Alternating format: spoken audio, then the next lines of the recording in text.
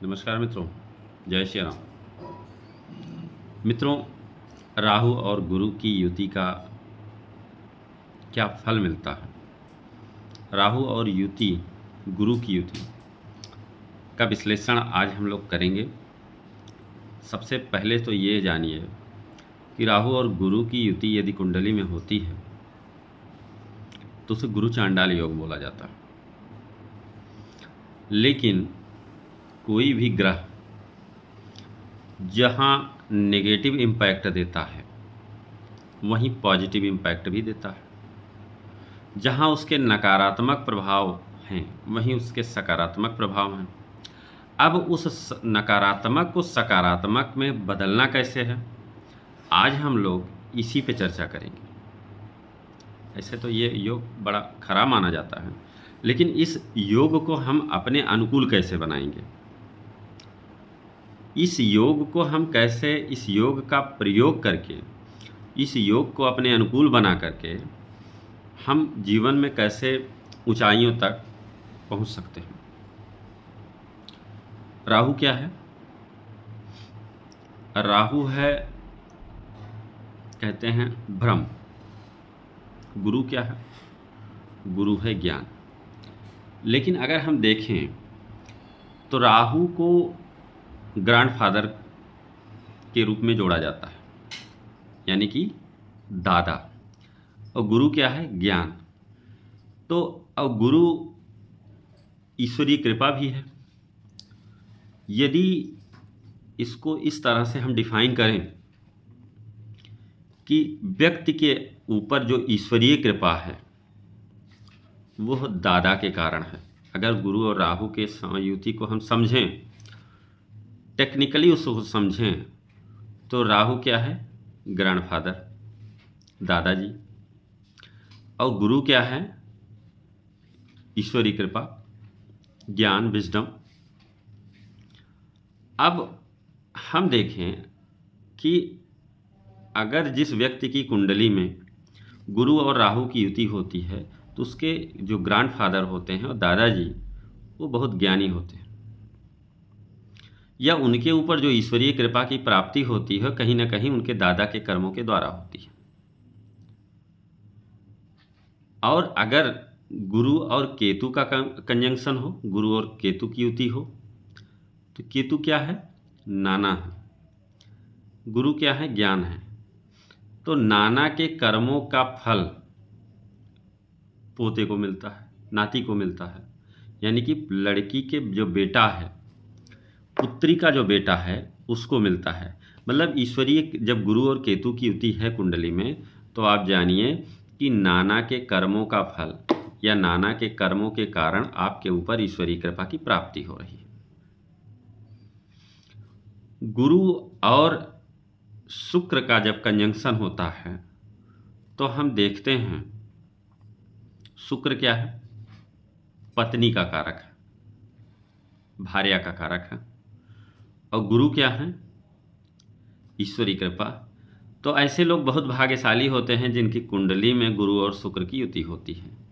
उनके ऊपर जो ईश्वरीय कृपा की प्राप्ति होती है या ईश्वरीय कृपा की ईश्वरीय कृपा होती है, उनकी पत्नी के कर्मों के नाते। उनकी पत्नी जो है बहुत ही सात्विक प्रवृत्ति की होती है। और गुरु और चंद्रमा की युति है तो माता के कर्मों का फल बच्चे को मिलता है। यानी कि माता के कर्मों के द्वारा बच्चे में ईश्वरीय कृपा की प्राप्ति होती है। गुरु और मंगल का संबंध यदि बने, गुरु और मंगल की युति यदि हो, तो जो है छोटे भाई बहनों के कर्मों का फल या किसके कर्मों के द्वारा ईश्वरीय कृपा की प्राप्ति होती है। कभी कभी ऐसा होता है कि जब आप छोटे भाई के साथ मिल के कोई काम कर रहे होते हैं तो आपका व्यवसाय, आपका कार्य लगातार बढ़ रहा होता है, और जैसे ही आपने अपने छोटे भाई को अलग कर दिया अपने से, तो आपका कार्य, आपका व्यवसाय धीरे धीरे डिग्रेडेशन में आना शुरू हो जाता है, डिक्रीज होना शुरू हो जाता है। तो जो ईश्वरीय कृपा आपको मिल रही थी वो छोटे भाई के साथ होने के वजह से मिल रही थी। अब आपने छोटे भाई को अपने से अलग कर दिया, या आपके ईश्वरीय कृपा जो मिल रही थी माता के कर्मों, माता से लाभ मिल रहा था, तो आपने माता का सम्मान करना बंद कर दिया। कहीं ना कहीं ईश्वरीय कृपा वहीं रुक जाती है। ठीक है। तो और अगर गुरु और शनि का संबंध हो, गुरु और शनि की युति हो, तो शनि है हार्ड वर्क, परिश्रम, आपके कर्मों के द्वारा आपको ईश्वरीय कृपा की प्राप्ति होगी। आपके कर्म अच्छे हैं तो आपके ऊपर भगवान की कृपा हमेशा बनी रहेगी। ठीक है। तो होता क्या है कि जब राहु, गुरु में राहु का अंतर्दशा चल रही होती है, तो व्यक्ति उस समय बहुत भ्रमित होता है। अगर कोई व्यवसायी है, व्यवसाय कर रहा है, तो अपने व्यवसाय को बढ़ाना चाहता है, क्योंकि उसको ज़्यादा से ज़्यादा लाभ कमाना होता है। लेकिन वही जगह वो गलती करता है, उसका भ्रम। क्योंकि यदि आप भ्रम में आकर के कोई डिसीजन लेते हैं तो आपकी बर्बादी का कारण भी वही होता है, क्योंकि उस समय आप नशे में होते हैं अपने व्यवसाय को लेकर के, या अगर आपके अंदर ज्ञान का ही नशा हो तो आप वैसे लोग बहुत डूब करके ज्ञान प्राप्त करते हैं, या अगर किसी सामान्य से नशे का आदी है तो खूब नशा करता है। ऐसे लोग भ्रम में आकर के कुछ ऐसा कार्य करते हैं, लॉटरी में बर्बाद हो जाते हैं, शेयर मार्केट में बहुत सारा पैसा लगा देते हैं अचानक से, और राहु लेकर के डूब जाता है। बिजनेस को बढ़ाने के लिए बहुत सारा पैसा लगा दिए तो वहाँ भी उनको समस्याएं ही मिलती हैं। तो हमें क्या करना है, जब गुरु में राहु की युति चल रही है तो उस समय हमें बिल्कुल सतर्क रह के काम करना होता है, बिल्कुल सतर्क रह के ही काम करना होता है, बहुत भाग दौड़ नहीं करनी है। यदि आप बहुत भ्रमित होकर के काम करेंगे तो चीज़ें आएंगी, क्योंकि जब गुरु की और राहु की युति, गुरु और राहु का जो अंतर्दशा है जब ख़त्म होता है तो आप बर्बाद होने के बाद फिर शनि की दशा आती है, और शनि आपको हार्डवर्क देता है। ये हार्डवर्क का कारक है, ये प्रॉब्लम का कारक है, ये इफर्ट का कारक है। तो आपको अपने कर्मों के द्वारा अपने चीज़ों को सुधारना होता है। ठीक है। राहु महत्वाकांक्षा देता है।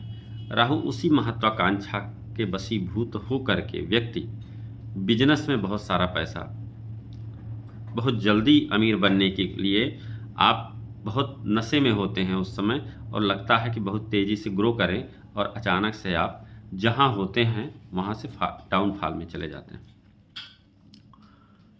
लेकिन क्या होता है कि उस समय यदि आप संभल लिए, राहु की दशा में यदि आपने संभाल लिया अपने आप को, तो बहुत अच्छी स्थिति बनती है और व्यक्ति निरंतर राइज करता है।